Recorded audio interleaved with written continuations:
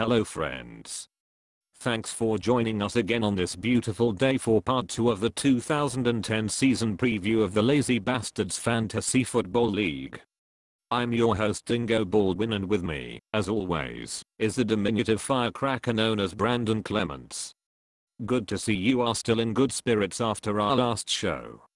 Well, Dingo, first off let me tell you how upset I am that the producers were not able to provide a suit for me today after your comments last week about my outfit. My apologies, my dear friend. It appears that we don't have any suits in your size and Baby Gap is closed for Labor Day. Don't worry, today we will focus on football and not talk about how your mortal enemy, Jafar, stole your magic lamp and genie. My life will be sweeter when you and your double chins are dead. Pass out in any public places lately, you narcoleptic jackass. Booyah, fat boy. Can we please start the show, or would you like to see more photos like this, because I have plenty? Thank you for destroying my political aspirations, you fucking dwarf. On with the show. We were only able to cover a handful of teams in our first show, so let's go over the rest. Let's start with a team that has a great historical record, dropping bombs.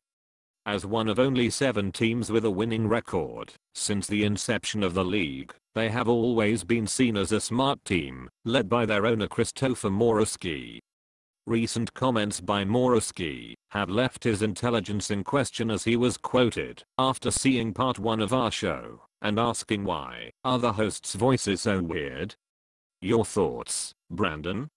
The reason, dear Christopher, our voices sound weird is because we are characters generated by a fucking computer. We are not real. Dear Lord, I hope you don't watch The Dark Knight and wonder why you didn't hear about Batman and the Joker on CNN. God help us all. I think, based solely on his comments, he will be able to muster 5 wins maximum. Tough times ahead for Mr. Morowski, his fantasy team, as well as any offspring he may raise into his altered reality. Let's talk about how 2010 looks for his former BFFs, Yogi Shroff and Joe Alfidi. Yogi and his Bombay Buddhas are one of the most consistent performers year in and year out. That being said, I was told by a very close source that he once shit his bed in college, making him part of the elusive Mud Club. I think a playoff berth is in his future, but do I really think his hairy, fecal-covered hands can grab the championship? Not this year. Joe's team is an interesting case. As the CEO for A6, he is swamped for requests for free shoes from family, friends, wives of friends, as well as complete strangers. When you factor in that he just finished directing Iron Man 2, does he have enough time to put together a winning team? Joe is known to draft horribly every year without fail, but are always able to finish in the middle of the pack. The proof? Over the last 4 years they are 28-28 with 1 tie. If 7-7 gets you in the playoffs this year, you can count them in. Speaking of mediocrity, is there a nicer guy in the league than Eric Perlman? I could not speak more highly of an owner than I do of Eric Perlman.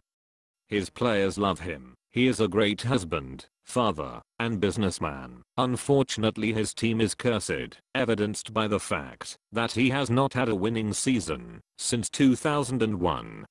Holy shit, are you kidding me? Wasn't he still in college?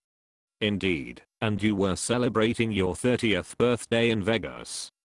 It was a very long time ago. History shows us this could be another challenging season for Mr. Perlman. Who else do you think has an uphill battle? Justin Frisco and his Italian army posted their first winning season last year, since 2006, so time will tell if they are a team to watch or ignore. Their charismatic owner seems to put together a good team, but it is rumored his team's finances are tight as they depleted their cash reserves to purchase a controlling stake in Pat Riley's hair product company, a firm that Frisco has been an ardent supporter of for years. I always imagine that, if Fonzie and John Travolta had a baby, it would look like Justin Frisco. That is weird, dude. And on to our next grouping of teams, let's look at last year's runner-up, Keith Henry and his Hammerin' Hanks. I really like the Hanks this year. They have the league's best record since it began, and even when Hank is providing human resources support in foreign nations, he always seems to do well. His biggest weakness appears to be his upcoming journey to Oakland, where he is going to attempt to discover if Al Davis is actually still alive and running the Raiders, or if he died in 2002 and left Corky from life goes on in charge. I don't understand the Raiders. Can you possibly pay any more money to felons to play football for your team? Perhaps add in an endorsement deal for a licensed version of Purple Drank? That team is even more screwed up than the Cowboys. That is debatable, but let's move on. So how does the commissioner look this year? Does Brett Volstead stand a chance? He drafts well, does his homework, makes good trades, all the things you look for in a championship team. For whatever reason, that bald bastard can't catch a break. This could be his year, but chances are he will depart early in the playoffs and start to wonder why he dedicates so much of his free time managing this league for a bunch of assholes who don't appreciate or respect his contributions. He is a troubled soul, but I'm sure he can drink his way through that problem, like so many others. It seems like yesterday he pissed himself after he passed out in my bed. Luckily, I don't have any embarrassing stories like that. By the way, Brandon, since I can't review my own team, what are my odds this year? Frankly, not good, dingo. You mortgaged your chances this year by trading your 2010 first-round draft pick for Adrian Peterson last year, which only led you to a first-round playoff exit. Certainly not the first time you have sold out for a muscular black man. You have the highest winning percentage for someone that has never won the league championship. You are like the Atlanta Braves, except you haven't gotten it entirely right even once. What is it like to have victory so close, yet never taste it? I think at this point I would literally kill a man for one lazy Bastardz trophy, and that man would be Brian Krause. I know where you live, and I'm not the only one with a grudge against you. This is making me uncomfortable. That is all we have time for today, sports fans. It appears we have a very high level of competition this year and anyone can win, with the exception being Dan Brassard. The saddest part of this photo is he is wearing a life jacket while riding a roller coaster at Six Flags. The look on his face explains it all. He has no idea what the fuck he is doing. No chance in hell for his team or really anyone that is Canadian. Dear Lord, do I hate that country.